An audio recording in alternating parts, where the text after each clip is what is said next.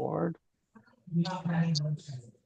Okay, and I'm gonna. Okay, Les is back. Okay, so welcome. As I mentioned, we're going to be reading this article from Torah.com about God speaking, and the only, the article goes on to discuss this question. God speak to Moses. It's interesting. Les, you can mute yourself, or I will mute you. I'm sorry, I apologize. Okay, so the issue, of course, is about God speaking, and I just find it interesting that many of us who will, discuss this question: does God have a physical form? I would say many of us, probably most of us, come out on the side that God is purely spiritual. I think we discussed this a bit in Kabbalah, where they can go overboard in the opposite direction, which is kind of fun. But since I would say for the last 1,000 years or so, Jewish philosophers have gone in the direction that God is just spiritual, and certainly Maimonides espouses this idea. And I love the fact that it was really introduced into Judaism via Islam by the Muslim philosophers. Before then, you could have different opinions, and nobody was too upset, as long as you kept kosher and obeyed Jewish law. But in the Bible, as we'll see, dozens and dozens of times, it says God spoke to Moses, and it talks about God's voice was heard. And it is sort of interesting to me that none of us seem to raise objections to that issue. So anyway, there's an article. I would say not earth-shattering, but interesting, and we will go over it tonight. Can I ask you a question about that? Sure. What's going through my mind is God initiating something to say, like before chapter 12. God came to Abraham and initiated what we know as Lech Lecha, right? Abraham asked. But there's these other arguments with Abraham and Jonah where Moses asks questions of Moses and so forth. So there's two-way vehicle that I'm going through my mind about understanding how we look at. Okay, so you're a little garbled, but basically, I think you're asking us. There's a different situation where it wasn't your microphone; it was the names. Is sometimes God seems to initiate the conversation, and sometimes God is responding to someone else. Is that what you're asking? Yeah, exactly. I mean, Yes. giving those examples, I gave Abraham, Jonah, and Moses as the examples. Yeah. Okay. Yeah, and I'm not sure if they were examples of which one, but because I think the Abraham one is the one I am most comfortable saying. Right. God initiated it; the others not so clear. But so anyway, I mean, yeah, God speaks to Moses at the burning bush, and Moses doesn't go over to the bush and say, is anybody there? God actually speaks. I don't remember.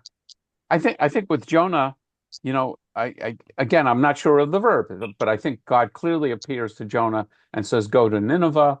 I don't know if Jonah dreamed it or whatever, but anyway, but clearly they're initiating it. What is the altitude of heaven? What is the what? Altitude of heaven. How high up is heaven? I don't have an answer to that question. You're a physicist, you should know why I'm asking this right now, how it's relevant. If this is another bad pun, I ask you to use your judgment. No, it's not. Oh, okay. The question is, how is God able to hear us, and how are we able to hear God? Because sound doesn't travel through a vacuum. Oh. Yeah. So anyway, that's not a question that the Bible nor I am concerned with. A God that could create the universe presumably could cause sound to appear. But what I do find interesting is those of us who question the idea that God has any physical form don't seem to question at all the idea that sound, which is a physical phenomenon, occurs at the behest of God. So yeah, I don't image this as God somehow being disconnected with Earth and a gap, a vacuum gap and somehow the sound gets through the vacuum gap. So I would say if you take the concept of God seriously, if God wants to make God's voice known, it will happen. Okay. But let's go to the article. And, well, okay. So here's the article from Torah.com. The Lord spoke to Moses, does God speak? I'll read the introduction. Even those who categorically deny that God has form, is composed of matter, is visible, or is subject to the constraints of time and place, cannot seem to relinquish the notion that God speaks precisely as described in the Bible. And this clearly looks like we're going to read a lot about this.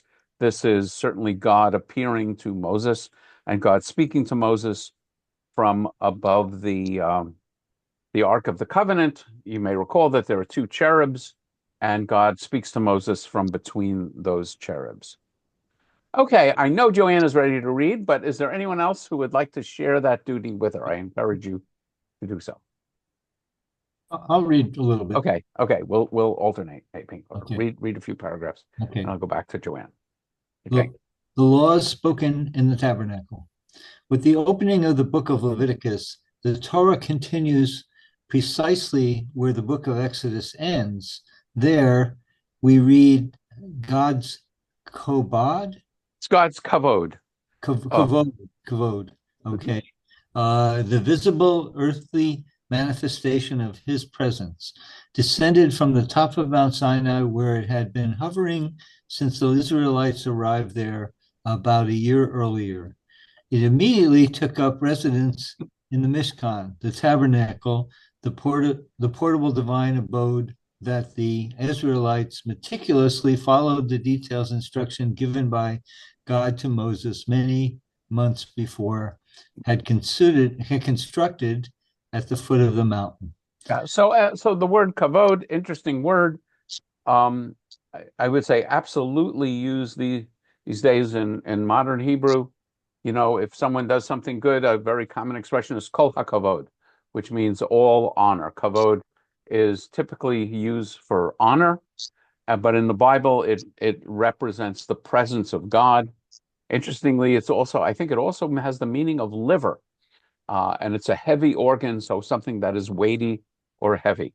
So, could it be related to the word that has to do with intention? Like kavanah? Yeah, the Hebrew word. That's a very good question. Yeah, I'm not sure. The kavanah has a nun after the bet rather than a dalid, so my guess off the top of my head would be no. Okay. Kavod has a dalid, kavanah has a nun, but it's a very good guess. Okay, let's continue. Once the kavod has settled in the inner sanction of the Mishkan, God begins to convey to Moses in a series of encounters God's commandments. God begins with the instructions for sacrifice, continues with instructions from the priests, laws of animals whose flesh may and may not be eaten, instructions for eliminating bodily impurities, laws pertaining to the annual day of Kippurim or cleansing of the sanctuary, legislation covering all areas of life and incumbent upon the people of Israel for all time. Yeah, those of us who are routinely here Saturday mornings with Rabbi Diamond reading Torah, we're in this book of Leviticus, and it's just law after law after law. And they typically begin with God spoke to Moses saying. God, this is maybe a little bit of tension, but you can come back to it later. Occasionally, God says God spoke to Moses and Aaron, or God spoke to Aaron. But that's probably not relevant to what we're talking about today, right? Yeah, it certainly is an interesting phenomenon, but and I think there's even one or two times when God just speaks to Aaron. Yes, that's right. But yes. These encounters take place over a period of about 7 weeks until the Israelites leave Mount Sinai. A few more take place during the wilderness wandering, and they resume a generation later when the Israelites are encamped at the threshold of the land of Canaan. Okay, good. Okay. Well, if we're switching around, we'll do Jerry. chunks. Good. Yeah, I'm just curious because I don't recall God speaking first to Aaron. Where is it? I'm not sure. I mean, somebody can Google it, but I think there are some examples. Okay. Right. But there definitely are examples of God speaking to Moses and Aaron. Well, and Aaron, but yeah, but I'm not certain, but so you might be right. Okay, Joanne, would you like to pick up from the voice between the cherubs? Okay. There I will meet with you, and I will speak to you from above the caperet, from between the two cherubim that are on top of the ark of the testimony. All that I will command to you to convey to the Israelite people. This process of law giving takes place in fulfillment of what God has informed Moses from the very outset. One of the central purposes of the Mishkan was for him to meet there with Moses in order to impart his commandments through him to the Israelites. It's also interesting. I can't remember if the article goes into this, but all the instructions are delivered orally. I mean, in theory, God could have delivered tablets. I mean, there's one case, obviously, when we know we have the 10, and they're actually called in Jewish tradition not the 10 commandments, but the Aseret HaDibrot, the 10 utterances. But presumably God could have delivered a scroll. That would have made life more simple. And in fact, in the Latter-day Saints tradition, Joseph Smith discovers gold tablets. So the literature there is delivered actually in written form. So that's interesting. I don't think there's anything like that in Christian tradition, but Les, you have your hand up. And Jerry, I don't know if your hand is still up or sorry. Go ahead. If he delivered it in scrolls, wouldn't they possibly started worshiping the scrolls? I don't know. That's a good question. I don't know. That may be one reason. I know that I mean, we talked about this one of the times about why the burial place in Jewish tradition of Moses is not known. And I think there was concern among the rabbis that Moses would be worshipped. And we even have this tradition of the Moses being almost completely absent from the Haggadah, because again, the rabbis wanted to place on God rather than on Moses. So Alan posted something. Perm goes the opposite way and doesn't mention God at all. Yes. Yeah, I think that it depending on which Haggadah you have, because they keep getting modernized. There are, some Haggadot will have the song when Israel, Was in Egypt's land. Yeah. The saith the Lord, old Moses said. So, but the traditional Haggadah, I believe, doesn't mention Moses at all. Okay, so I can't remember now whether you read the first paragraph. I think you did. Yes. Yes. Okay, the second one. Okay. Now, indeed it is the word vinatsatai. I will meet. No dadati. No dadati. I will meet that has given the Mishkan one of its names, Echal Metzod. Ohel Moed. Okay. Or tent of meeting, that is the place where Moses is to meet with God in order to receive the commandments, after which he is to convey them to the Israelite people. In this priestly version of how God's commandments were communicated to the Israelites, the process took place for the most part after the Mishkan was completed and the divine presence had come to abide there, with Moses listening as God enumerated his commandments to him. One of the things we're going to see is a lot of discussion we'll see in P. I think most of you know this, you've heard this before, that of course in Jewish tradition, the understanding is that that the Torah is just one document. God dictated it to Moses and Moses wrote it down. I would say beginning about 150 to 200 years ago, scholars started dissecting the language of the Torah and noticed some distinct commonalities in different sections. And so this is they are typically called J, E, P, and D. J is the Yahwist, where God is typically called Yud He Vav He. E is the Elohist, where God is referred to as Elohim, and it's not entirely consistent. J, P. Oh, and then P, of course, is the priestly text, and almost all of Leviticus and a lot of the opening of even Numbers is P text, and typically it's very much concerned with ritual and sacrifice and those kinds of issues. And then the D is the Deuteronomy text, which is all of the book of Deuteronomy. And there's certainly lots of arguments about different verses and where they fit. And as the scholars have to write more PhD theses, they will have, D1, D2, they'll find different characteristics. But this article is definitely going to be focusing on that. It's called the documentary hypothesis. And there's also text that joins stories, and that is considered, they call it R, the redactor. So there's this image of different texts, no doubt on scrolls. Fairly late, I would say, toward the beginning of the Common Era, maybe I think scholars believe the Torah got to its current form about 300, 400 years before the Common Era. And so the supposition is there was a scribe whose job it was to take these different texts and meld them together into one text, the Torah, and that person is typically called the redactor. And people believe that that person was actually a scribe named Baruch, who was Jeremiah's scribe.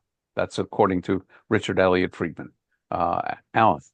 I can't question Richard Elliott Friedman. My question has to do with this idea of redacting and canonizing, because the prophet or the name that came to mind over the final canonization, I thought that it was Ezra, but that may be just a piece of. So I would say Ezra is understood to be either the person or the time in which the Torah reaches its current form, because Ezra is about 400, around 350 BCE, and there are lots of prophets after Ezra, and there's texts after Ezra.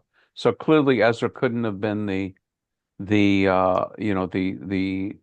redactor of those scribes. And actually, we know in the Talmud there's even some discussions about which books are in and which books are out, and that's clearly after the time of Ezra. But is canonizing, which feels like it's a finalizing, related to a process of, I'm going to call it editing or redacting?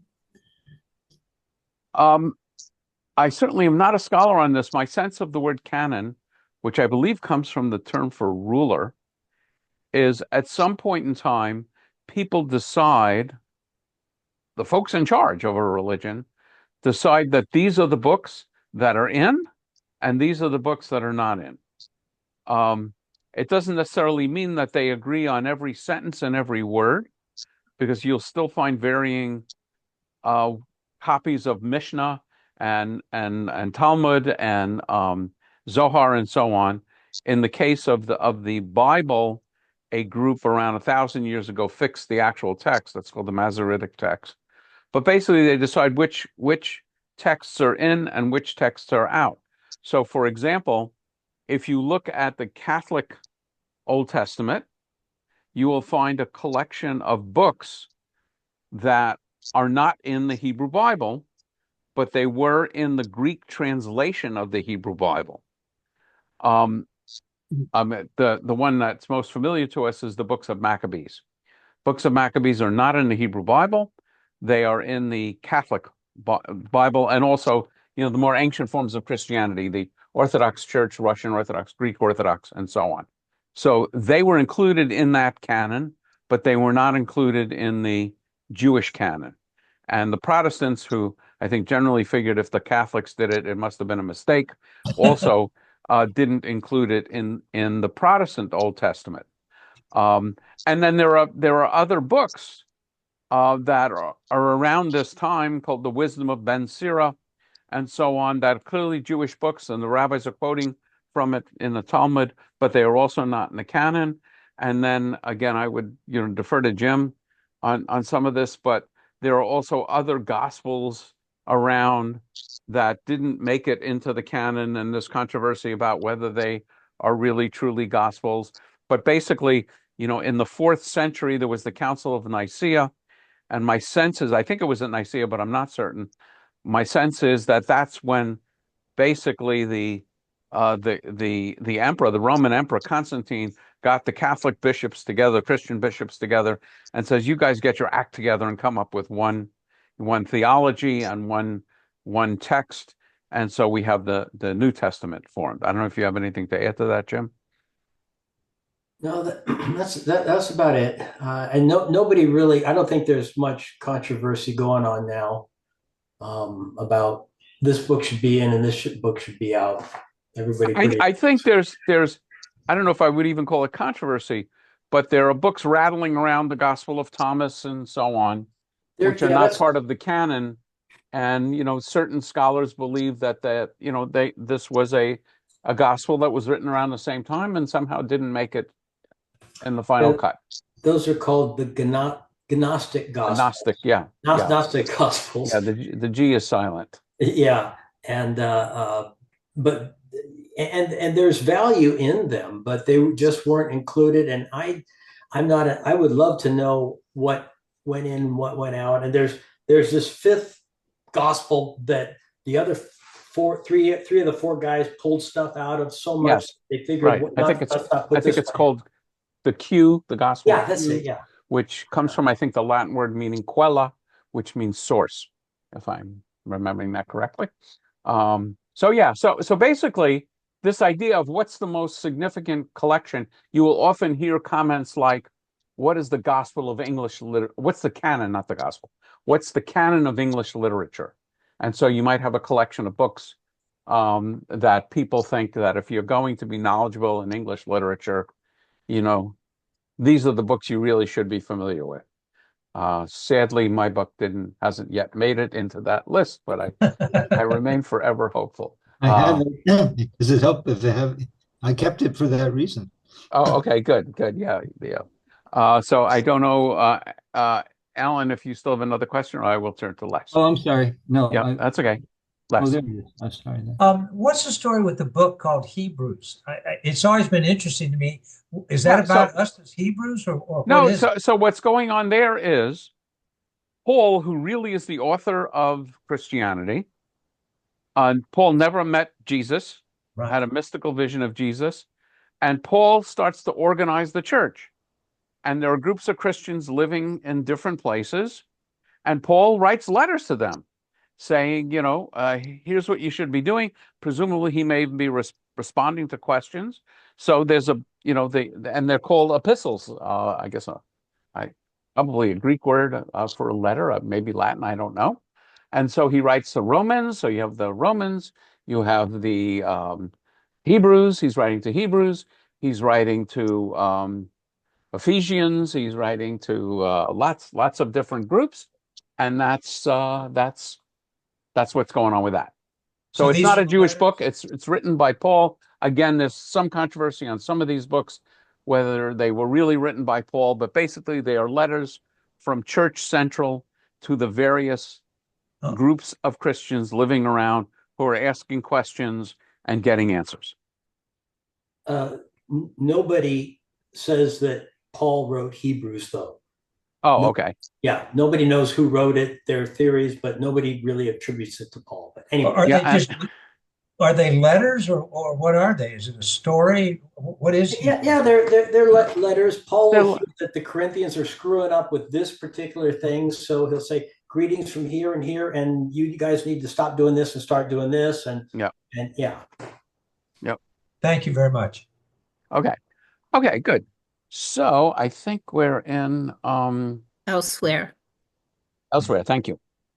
Elsewhere in P, we learned that on these occasions, Moses would remove the protective covering from his face so as to absorb something of the glow emanating from the divine presence, and that he would leave his face uncovered until he had conveyed what he was commanded to the people, presumably so that they would recognize that his words did in fact originate with God. And while commentators and critics are divided on the question of precisely where Moses stood during these encounters with God, all agree that it was inside the Mishkan, since the text consistently uses the verb bara Bo. and No, bo. bo, enter.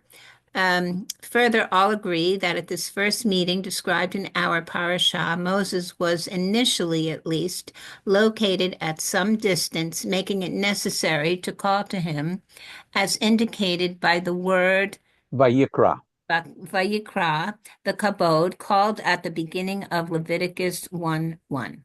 I think you may know that the book of Leviticus in Hebrew is called Vayikra, and we have the word in Vayikra is kara. You may remember from the Kedusha, we say kara ze ve'amar. The seraphim, these angelic creatures, are calling to each other, to one another. And in fact, the sacred text in Islam is called the Quran, same root. And a person who reads Torah is called Baal Kriyah, one who is a master of calling, of reading aloud. Okay, and somebody else want to read? We had Alan, we've had Joanne. Someone else want to read? Well, I'll read. Okay, thank you, Paul. The biblical tradition of God's speech. The biblical tradition of God's speech. In the other versions of the story too, the commandments were imparted by God to Moses by means of speech. God is said to have spoken them to Moses in a private audience on Mount Sinai in J, or Mount Horeb in E and D. So again, one of the indications that we have different authors is even the name of the mountain isn't the same in all of the texts. Okay.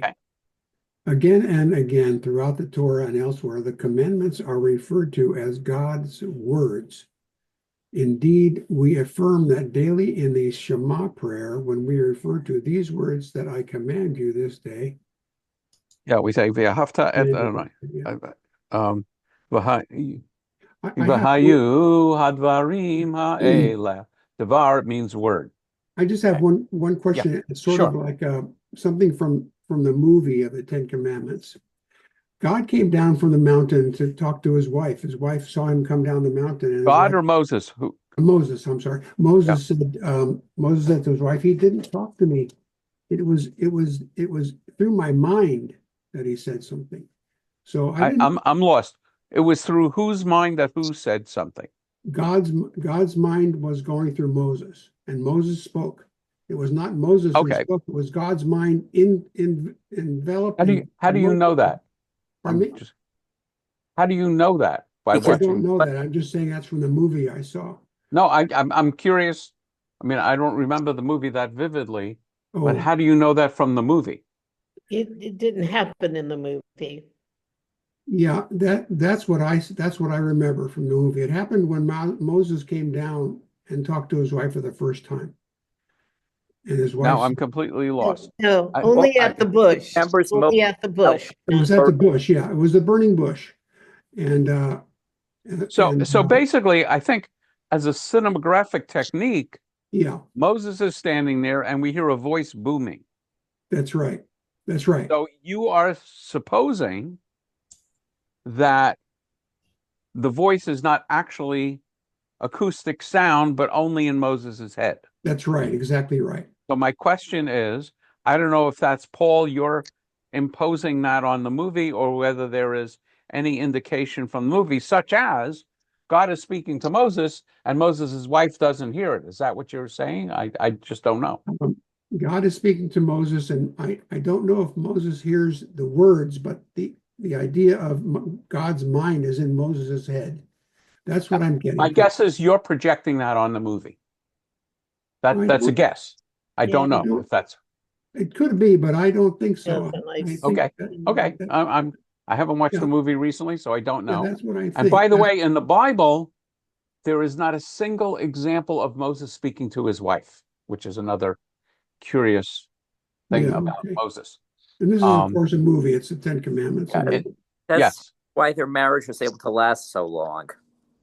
Okay, Stephen, I'm glad you said that, not me. Les.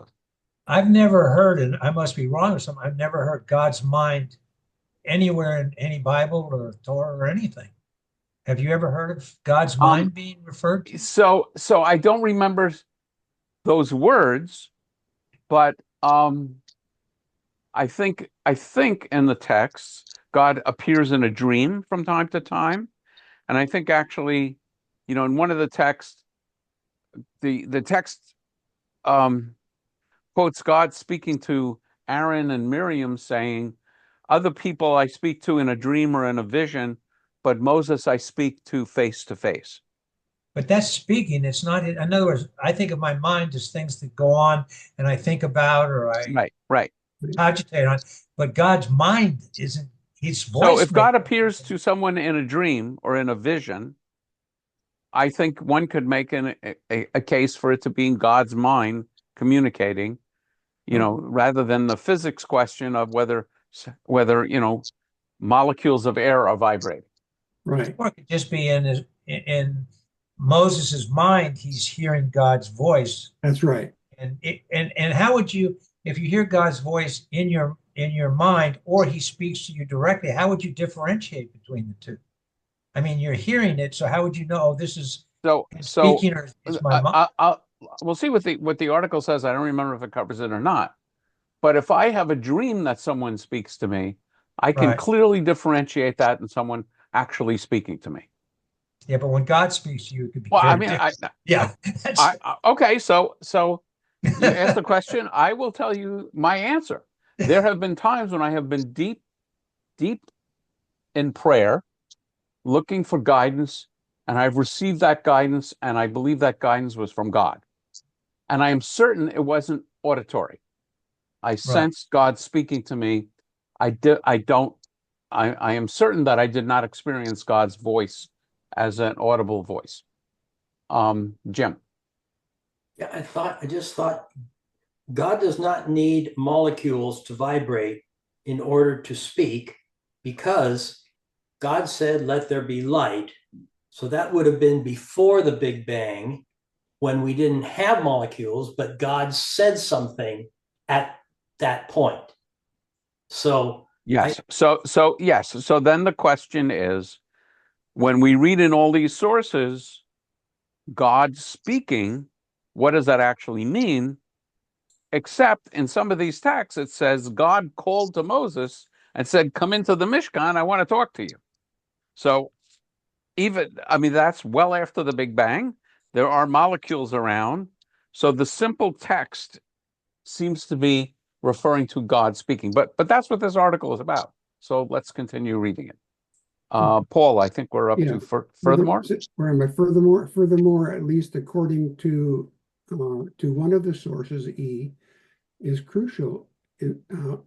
So crucial is the claim that the commandments were spoken that it was deemed necessary first to demonstrate that God does indeed speak to his delegated spokespersons, Moses, before entrusting him with the privately conveyed divine words. This, according to the text, is the reason that God first spoke 10 utterances. And the Hebrew is Aseret HaDavarim. So it's Aseret is 10. Davar is word. It can also mean thing. So this is the 10 utterances, and that's the way the 10 commandments are typically referred to as in Jewish tradition, and not called the 10 commandments because we got 603 other ones, right? Okay. So within the entire people, in order that the people may overhear me speaking with you, and so trust you ever after, Exodus 9:9. See, So the text seems to be saying speaking. Yes. Let's continue. The priestly sources description of precisely how God communicated his commandments to Moses during their meeting in the Mishkan is uniquely graphic. He speaks of the divine voice emanating from between two cherubs, where the kabod Kavod. is said to have been located, audible Yeah. in what can only have been actual speech. Wow. Okay, so I'll read the text. Whenever Moses went to the tent of meeting to speak with him, capital H, he would hear the voice speaking to him from above the kaporet that was on top of the ark of the testimony between the two cherubs. Thus he spoke to him. So it says, the moed ledaber ito. But so the Hebrew is v'yishma et hakol midaber alav. So I think you might know enough Hebrew to get this. V'yishma, it's from the same root as the word Shema, as in Shema Yisrael. Okay, it's a verb form. Well, it's verb form. Yishma, he heard. Et hakol, kol is voice. Midaber, speaking, alav. So the pretty good description, a pretty good translation here. The point is that there's not so much ambiguity there because it's referring to the voice and it's referring to him hearing it. And then there's this idea that God is speaking between mivein shnei hakruvim, between the two cherubs, yidaber alav, he spoke to him. One thing about the movie that I remember and that I took in my heart was the one sentence where Moses said to his wife, God did not speak to me through the burning bush. He spoke to my mind. He spoke to my mind. Okay, I don't remember that from the movie, and Yeah. I definitely don't remember that from the Bible. Yeah, I will look at the movie and that's a good assignment. Where that happens. But I've had experiences where I've heard God talk to my mind. I've had that happen to and me too. I just reported on one. Yeah, so God wasn't actually any place other than in here. He wasn't in front of me and back of me, to the side of me. Yes. He was so now head. we're not questioning the book of Paul. We're questioning the book of Torah, and does God speak in the book of Torah? Yeah. Alan. I'm using this text for numbers. If you scroll down just a little bit, just the English and the Hebrew, that part we just read, wherever it is. Oh, scroll up. Anyway, yeah, that's it. So it's going through my mind is the third party form.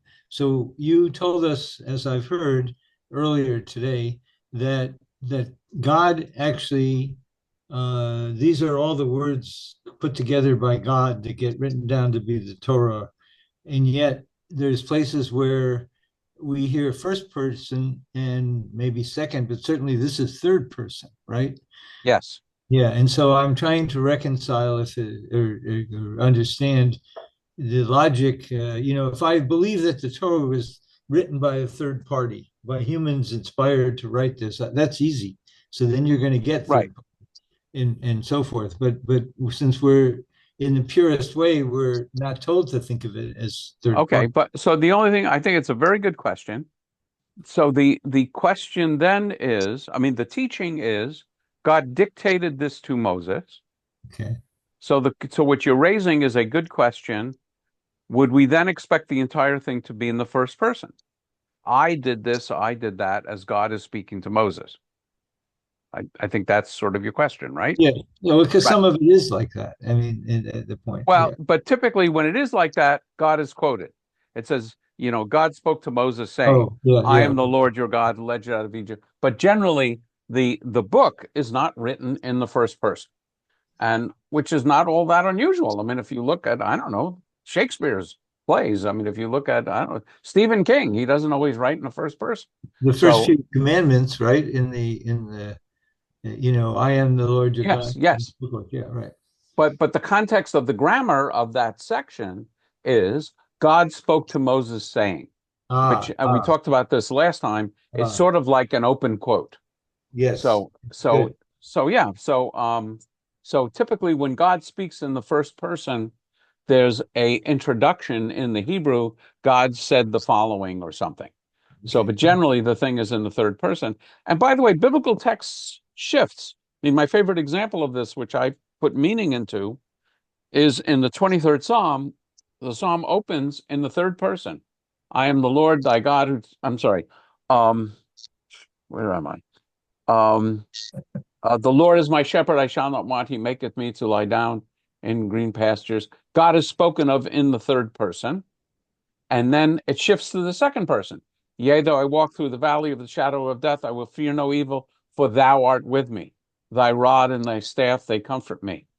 My freshman English teacher would react in horror to changing the tense in the middle of a poem or a sentence. But clearly, that's the way we have it, and it's clear in the Hebrew that it's that way. So Rabbi Harold Kushner attributes significance to that, and I agree with it. I don't know if that's helpful or not. No, thank you. Thank you. Okay. Paul, do you want to continue? I Yes. think we're up to it would appear. Yes, it would appear that the biblical tradition is unanimously committed to the belief that God's commandments, the mitzvot, were actually uttered by God himself in audible, intellectual Hebrew words. Intelligible Hebrew words, the full text of which is contained in the Torah, or that they depict a disembodied voice booming down from a mountaintop and heard by all, or a voice heard in private by Moses only. That's what I think. In private by Moses only, the authors of the sources that comprise the Torah, as well as numerous comprise the Torah. The authors of the sources that comprise the Torah.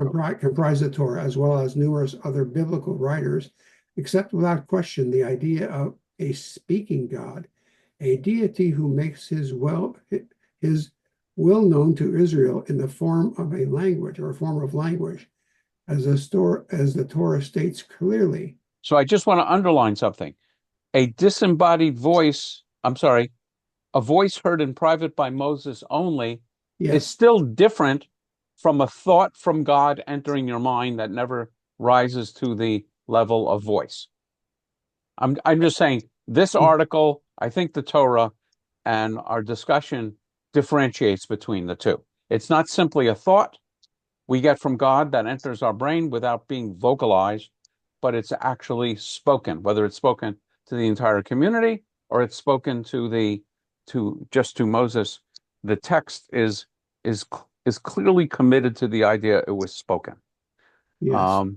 In my estimation, when I have been close to the Maker, let's say God, I haven't heard the actual language or the individual. I understand, but we're talking about the biblical text, not your communication with God or mine.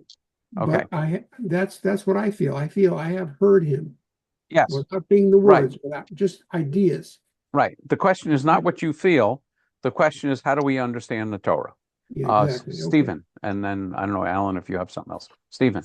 If you're talking to one person and then you start talking to another person, the tenses do shift. Like you tell a kid, eat your vegetables, and then you tell the kid's other parent, make sure he does. Mm-hmm. So in the Psalm 23, it could be that initially when you're using the person speaking is talking to himself and therefore using third person in reference to God, but then somewhere along the way starts speaking to God, and that's why it shifts to second person. Right. So yes, so that is definitely true, and that's Rabbi Kushner's understanding, and that's my understanding. That as the psalm opens, God is sort of thought of in a distant, somewhat disconnected way. But when we are in the valley of the shadow of death, we need a much more intimate relationship, and so we start speaking to God face to face. Then grammatically, it is okay in the freshman English teacher. I don't know what. Yeah, but anyway, apologies to my freshman English teacher and other freshman English teachers. Okay, so I think we're up to this quote from the book of Numbers, and that was the one that I was talking about. Not so with my servant Moses. He is trusted throughout my household. With him I speak mouth to mouth, plainly and in riddles. And plainly and not in riddles. And not in riddles. And he gazes upon the likeness of YHWH, God. So, I'll take a quick gander into Sepharia. And that was, let's see, we were looking at Numbers 12:7. So let's take a quick look at Numbers 12:7. Pearl Harbor Day. Sorry? You said 12:7, and I said Pearl Harbor. Pearl Harbor Day. Okay. So, yes. So, basically, what's happening here is Miriam and Aaron spoke against Moses because they're jealous, and then they're basically saying, "Does God only speak with Moses? Hasn't God spoken through us as well?" And Hashem hears them, and Moses was very humble, Yes. but suddenly God speaks to Moses, Aaron, and Miriam, and says, "Come out to the tent of meeting. Daddy is going to meet with you." And he came down in a pillar of cloud and called out to Aaron and Miriam, and the two of them came forward. And God said, "Hear my words. When prophets of Hashem arise among you, I will make myself known to them in a vision. I will speak with them in a dream.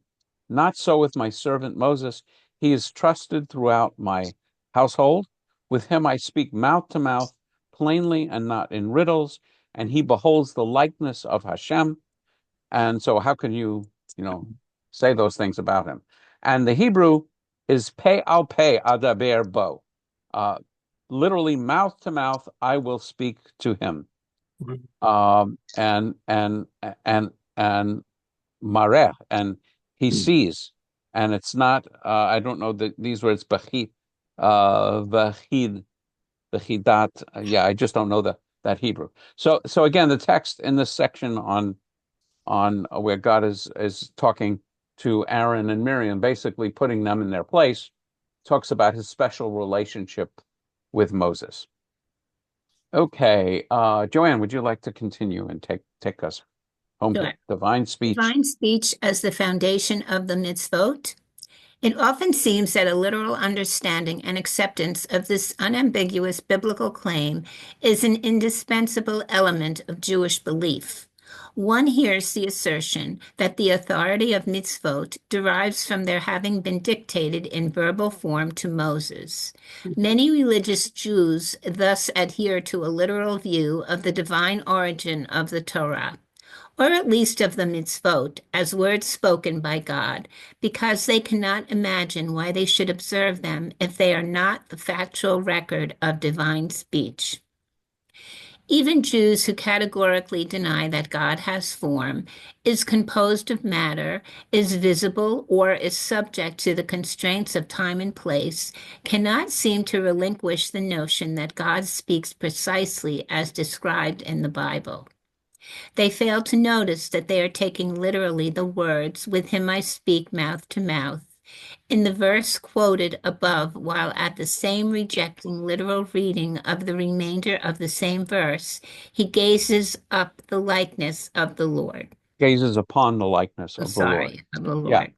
Yeah. So in certain places, the text seems to say that Moses actually sees God, and in other places, the text says no one can see God and live. So that again would give rise to the idea that there are different authors here.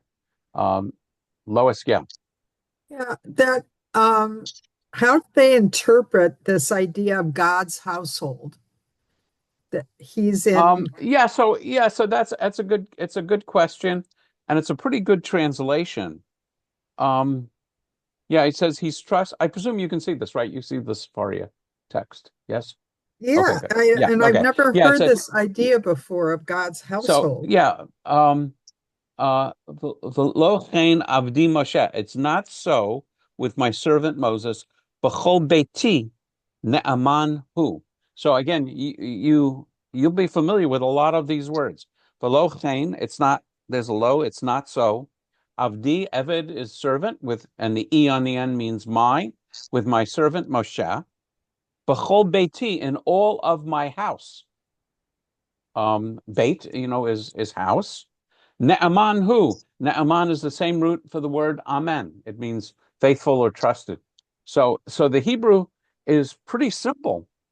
And what, we'd be fun to look at commentaries by what do we mean by how do we understand the words God's household or God's house? I mean, the word household is a translator's interjection. It literally says God's house. One of the fun things about so here we have, JPS household, the Shulchan Bible. In all my house, he is trusted. That's probably more literal. He's trusted one. He's the trusted one in my house. In my entire house, he's trusted. Yeah. So no one is quibbling with the use of the word house or household. I'm just looking. These are all different translations. But what do they think? What do they say that Look that at this one. This means? is interesting. Charles Kahani, I have no idea who that is, who is entrusted with all the wisdom of my secret world. So he's making a judgment of what that means. I kind of like that. Yeah, so I'm asking, what is that? How are they saying? What are they saying that means that he has a house? So what would it say if someone, Lois, was in your household? A member of your house. What the text, it sounds like the text is saying that he trusts him, but I don't understand this idea. It's also, I have the same problem. I understand, Lois, that you don't understand. So now Right. I want to explore it with you. So if you were to tell me someone is a member of your household, what would that mean compared to someone here. They live here right. with me. You're describing an intimate relationship of being in your household. It may not be your spouse and so on, but it's someone in sort of an inner zone of your world, right? So there is this idea that God too has an inner world, and there's a discussion of the hosts of heaven, and there's a discussion of angels and seraphim and so on. And I would say in Jewish tradition, we have this idea that God has a bunch of folks surrounding God. I mean, there's descriptions of God's throne with cherubim and seraphim surrounding him. And there's midrash about God speaking to the angels and so on. So my guess is that most commentators would say that Moses is unique among humans in that he has a special trusted place in God's world. And I think we even see the same thing. I'll just jump to the end of Deuteronomy.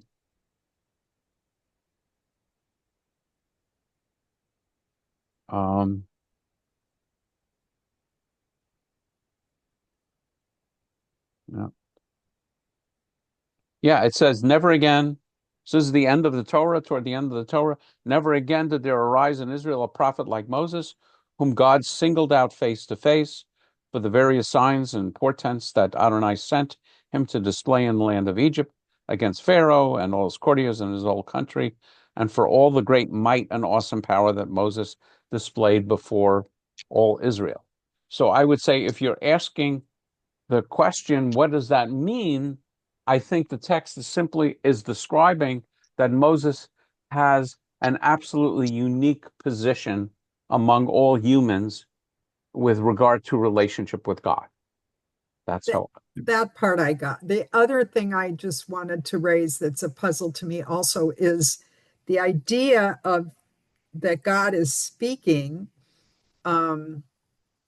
assumes a physicality. Yes. That, I don't know, is that supported in other parts of the Torah, this idea? It says God took us out of Egypt with a strong hand. Yeah, that's true. It says God, in the text where it says God gets angry, the Hebrew idiom for God being angry is God's nose gets red. Adam and Eve hear God walking around the Garden of Eden. So I would say in the Bible, the anthropomorphism of God is not unusual. Right. And by and large, nobody worries about it until Maimonides, because the Muslim philosophers are saying God is purely spirit and not substance. Mm-hmm. And so Maimonides has to write a book for us perplexed, called The Guide to the Perplexed, and to ease our not sure if there's a word, perplexation. I hesitate to say that in front of Beth Barry. To ease our state of confusion, Maimonides explains that the Torah has to speak in the language of people. And the language of people are to use phrases like speaking and taking us out with a strong hand, but it's simply literally a figure of speech. And Maimonides says, don't take it literally. But I don't even know that Maimonides quibbles with the idea of God speaking. I mean, that's the whole point of this article and the reason I found it interesting. Les. When God says about his house, isn't it simply possibly just the Mishkan where God resides and that's his home and Moses comes in and no one else? I think that's too narrow. I mean, just reading it in context, he says, no one is trusted like Moses in all my house. So, I mean, I think that's a possible reading. It strikes me as being too narrow, but that's my opinion. Let's see. I think Lois or not Lois, sorry. Joanne, are we here? Many who agree? Yes, yes. Okay. Many who agree that there is much in the Bible that should not be taken literally, and who have made peace with the idea that belief in God does not depend on accepting as factual the Bible's reports of supernatural events, still assume that Judaism requires them to accept literally the biblical loss of a talking God. Whoops. I don't know. The biblical idea of a talking God. Talking God. They seem not to recognize the curious inconsistency that this entails. And yet, Jewish tradition is far from unanimous on this point. As early as the vocalization of the Hebrew text of the Bible, it was recognized that the speaking of God that emanated from between the two cherubs is not normal, human-like speech. The word translated as speaking in numbers is vocalized in the normal fashion, midabar, Medaber. but rather in Okay, the hold on, stop. Important word is vocalized not in the normal fashion, midaber, but rather in the reflexive hitpal madabar, speaking to itself. Okay, slow down a second. I almost want to make it larger. Let me see if I used to know how to do this, and I don't know how I did it. Oh, there it is. Okay. Yep, here we go. So this is Hebrew grammar, which I'm sure you all can't wait to hear about. So if I were to ask someone on the streets of Israel, a month from now, and I would ask, like, what did you say? I might say, ma midaber. So notice the vowel under the mem. It's a double dot. It's called a shva. Everybody see it? Yes. Midaber. And that's a form, it's a verb form called PL. The hitpa'el is speaking, reflexively speaking to yourself, and it's midaber. I'm not enough of a grammatical expert to judge whether that is accurate, but clearly, but I think it says v'yidaber. Well, anyway, which probably means engaging in some internal divine deliberation from Moses, which Moses was able to perceive what was being communicated. See the comments of Rashi and Sforno on this. So this sounds a lot more like what Paul was saying. So you'll be happy to know that you're in agreement, Paul, with Rashi and Sforno. Tell me, I missed that. In what way? Okay. So there are different verb forms. Yes. And in Hebrew. So yes. The simple verb form is called, now my brain has stopped working. Happens to me every time I try and talk about grammar. Is called pa'al. So for example, the verb to break is shavar. Okay, that's to break. Then PL is an intensive form. Breathe. I didn't catch that. Sorry? Or breathe. I didn't catch that break, word. Like to break a glass. Or to break something. Okay. Right. The intensive form is PL. And instead of shavar, it would be shiber, which means to smash. Okay. So these are different verb forms. And for some reason, speaking is always in the PL. Okay. But then there's also a form called hitpael, which is reflexive. So, for example, oh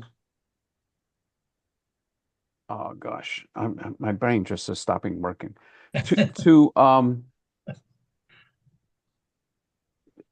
the verb to pray is hitpael, means to judge yourself. It's something that you bring upon yourself. So they're saying this verb is midaber is in the hitpael form. I'm actually not 100% sure that's correct, but far be it from me to disagree with this author. But basically, it's a different verb form. But notice that the letters are the same. Can everybody see that the letters are the same? Yes. I know I made it, I made it small again. So look, here's midaber, and this is midaber. Okay. Right. And notice there's a dot in the daled here, Oh, yes, but there there's is. no dot in the daled there. That's Everybody right. see that? That's right. Okay. Those dots, those vowels are not in the Torah. I think most of us know those dots, those vowels were added by the Masoretes 1,000 years ago. Because I think we've talked about this. So the Masoretes were saying there was something different about the speech of God. But without the Masoretes, without the vowels, we would never know this. Okay, I'm gonna read the rest. Maimonides, speech as a figure of speech. I think I referred to this. Far more definitive are the words of Maimonides, who unequivocally rejects any attempt to take the biblical portrayal of a talking God at face value, repeatedly insisting that all passages, I don't know why I selected me to read. I'm not doing a very good job. All passages referring to divine speech, whether to lesser prophets or to Moses himself, must be interpreted metaphorically. There you go. That's it. That's Maimonides. For instance, in the 8th of his 13 articles of Jewish belief, he writes, the 8th principle that the Torah is from heaven. This implies our belief that the entirety of this Torah found in our hands this day is the Torah that was given to Moses, and that all that was spoken by God, which means that the Torah reached Moses from God in a manner which is described in Scripture figuratively by the word speech. But no one has ever known how that took place except Moses himself, whom that speech reached. The biblical word speak, when applied to God, is, Maimonides insists, a figure of speech, a manner of expressing something regarding the true nature of which we have absolutely no knowledge, except for the fact that it was not speech. Furthermore, toward the end of for the end of the section of the guide of the perplexed dealing with prophets and prophecies, Maimonides sums up as follows. Every occurrence must have an immediate cause, and that cause must also have a cause, and so forth until we arrive at the first cause of all, God and his will. For this reason, the writers of the Bible often omit the intermediate stages and attribute actions carried out by human beings to the Creator, speaking of them as though they had been performed by God himself. Now listen carefully to what I'm about to explain in this chapter and direct your special attention to it more than any other chapter in this section. Maimonides is calling us to focus. What I say about these proximate causes for every occurrence applies equally to things occurring to nature, things that result from human decision, and things that occur by chance. The Bible attributes all such occurrences to God's own action, command, or speech. Maimonides takes great pains to say that he does not mean that only statements such as God gave Israel a great vehicle, God provided rain, God hardened Pharaoh's heart. Victory. God, what? A great victory. God gave Israel a great victory. God provided rain, God hardened Pharaoh's heart must be understood to mean that God is the ultimate cause of events that occur in nature, history, and human intellect, but is not directly micromanaging them.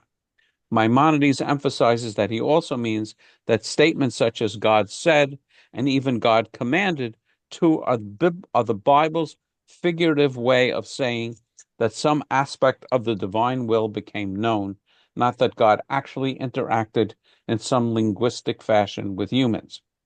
So did God talk to the prophets, to Moses? Concerning prophecy, Moses insists, prophecy is an emanation sent forth by the divine being through the medium of the active intellect, in the first instance to man's rational faculty, and then to his imaginative faculty. It is the highest degree and greatest perfection man can attain. Individuals whose intellect has developed to such heights that they are able to tune in, as it were, to the divine broadcast. These are prophets, not, as biblical tradition saw it, only humans who have received audible verbal communications from God. Maimonides defines the highest form of prophecy, attainable by anyone other than Moses, as occurring when the prophet sees an angel that speaks to him in a vision. Yet he goes on emphatically to state that the word angel simply means a medium, and the medium in this case is the imaginative faculty that hears God speaking in a prophetic dream. Right. God does not actually speak, much less send an inferior divine being to do so on his behalf. Rather, the true prophet's highly developed intellect is capable of correctly imagining divine speech, and only in dreams. This brings us back to our parashah, affirming the biblical distinction between Moses and all. Oh, Beth Barry is coming back in. Whoops. This brings us back to our parashah, affirming the biblical distinction between Moses and all subsequent prophets. Maimonides goes on to say that the above is true of all prophets, except Moses, our teacher, about whom Scripture says, "With him I speak mouth to mouth." He would speak with Moses from above the Kaporet, from between the two cherubim. That is, without the medium of imaginative faculty. Has Moses reversed himself and reverted to the biblical idea that Moses did indeed hear actual speech after all? Not at all. 39 chapters earlier, in his discussion of angels and other such beings mentioned in the Bible, he wrote, "The intelligent reader will understand that the word angel, malach, also refers to man's imaginative faculty, and the word cherub refers to pure intellect. How beautiful must this appear to those who understand it, how repugnant to the ignorant." Maimonides thus contends that even the greatest of all prophets, Moses, through whose agency Israel received the Torah and the mitzvot, did not really hear a voice speaking to him in the inner sanctum of the Mishkan. The Torah is not meant to be taken literally when it speaks of a divine voice emanating from between two cherubs on the ark cover. The notion of God talking is, for the enlightened, as preposterous as the idea of God possessing form or composed of matter. Maimonides, along with many other thinkers throughout the ages, saw no contradiction between this philosophical truth and his absolute unswerving certainty that the Torah's mitzvot and the numerous halachot pertaining to each and every one of them are indeed the will of God. His uncompromising loyalty to the divine authority for the mitzvot and the halacha did not prevent him from employing his autonomous rational abilities when contemplating precisely how the mitzvot came into existence and became known. Again and again, he cautioned against taking the words the Lord spoke to Moses literally, and yet, in his love of God and in his commitment to the mitzvot, he was unequaled by anyone before or since. Lots of footnotes. So I'm gonna stop the sharing, and I can always pop it up again. But so bottom line, Paul, you and Maimonides are on the same page. Yes. Maimonides is a philosopher, and for him the highest element is intellect, That's and for right. him the idea that the greatest of the prophets connect intellect to intellect. That's right. But he sees that as real and authoritative, not as, you may have one intellectual connection with God, and, Jesus or St. Paul might have a different intellectual connection with God. Maimonides absolutely believes that Moses did have this connection. He is definitely a philosopher, Yes. and a real student of Aristotle, and I am so little versed in philosophy that I'm not even sure, what that means. But he definitely is in that school that God is purely spiritual, and Yeah. saying that God speaks is a figure of speech. But I think the article just points out that the Torah talks a lot about God actually speaking. It does. If there was a moderator in like a hall, asking two men sitting beside him, please tell me your description of what God is. I Please would tell me say, what? I'm sorry. please give me your description of what God is like to you. And each one of those people that's around the moderator I think would say something different, but it's still thinking about God. So God is not a literal figure. He's an interpretive figure that lives in the brain of somebody thinking about him. That's what I think. So if there were no people, would there be a God? That's a hard one to answer. I didn't say it would be I easy. don't know. I don't know that answer to that one. But I am So, going to find out about that thing in the Ten Commandments. I'm really yeah, sure I know what that yeah, is. and But it may well be yeah, that the screenwriters there were being influenced by Maimonides. they probably were. That They so probably I were. so I don't want to belittle that Sure, idea. understand. Yeah, and I want to point out, and we discussed this in Kabbalah, that my understanding is that the Kabbalists go overboard in the opposite direction, Yes. describing God's physical form and in the Sefirot. So it's interesting. It's why I often use this image of the blind people examining the elephant, because they're blind Right. people. They have connections with different part of the elephant, and the elephant is a completely different character Okay. to each one of them. That's right. And wisdom is them exchanging notes. And that's sort of the underlying reason why I so love interfaith study, because I gain so much from talking with thoughtful, knowledgeable people Yes. about the nature of God as they have experienced God and as they understand God. And not only other faiths, but also, Chabad and other Jews. So I get a lot from it, and I would never have the chutzpah to say that my understanding of God is the actual understanding of God. Exactly. And I take great pride, and I take great feeling inside my body by thinking about the God that is living in me. Mm-hmm. Could be living in you, could be living in anybody on the screen, but I have a feeling that everybody has a different idea of what God is to them. That's Yep. my. Yes. And then the interesting question is, are those feelings strictly internal to human beings, or did they say something actually about the nature of God? That's and again, I'm sort of a nudnik and a nerd about these That's kinds a of hard things, question to answer. Very because to me, hard. language is very significant, Yes. and it is possible to be precise. And I think it's very rabbinic and Talmudic to search for precise explanations That's what I would see of too. these Yes. things. Yes. And it depends how you read the text. So I'm going to close with a story. I gave a talk today in Ventura to the people in the Ventura townhouse, and the subject was Jewish humor. And I had a very good time. People were laughing, so I assume they had a good time. But so here's one. I don't know if you've ever heard this one. Very simple, but it's very Talmudic. I may have said this in the last couple of days. I can't remember. Anyway, a Talmudic scholar is in a park, and he sees a beautiful little lake, and he wants to go in for a swim. But he notices there are two signs, and the signs are identical. No swimming over here, no swimming. So he strokes his beard reflectively, takes off his clothes, and goes in for a swim. Along comes the park ranger, who says, "What are you doing?" He says, "I'm swimming." He said, "Didn't you see the signs?" He said, "Of course I saw the signs."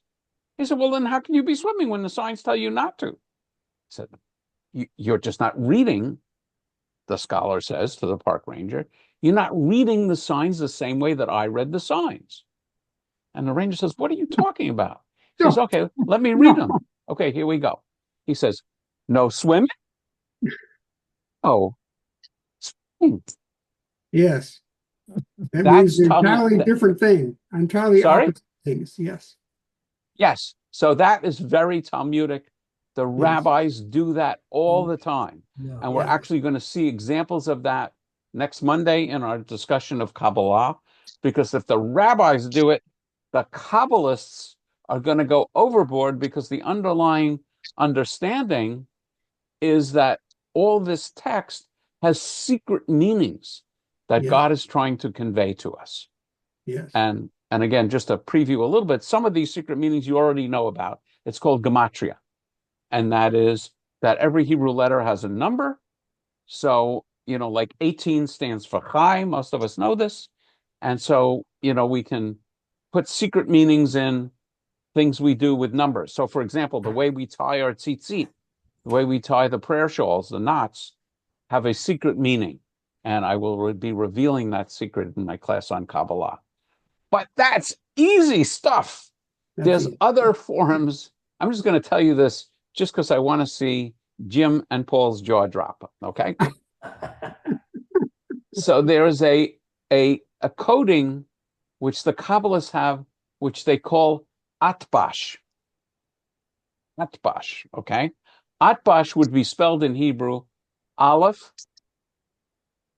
Tav, first letter and the last letter of the Hebrew alphabet, right?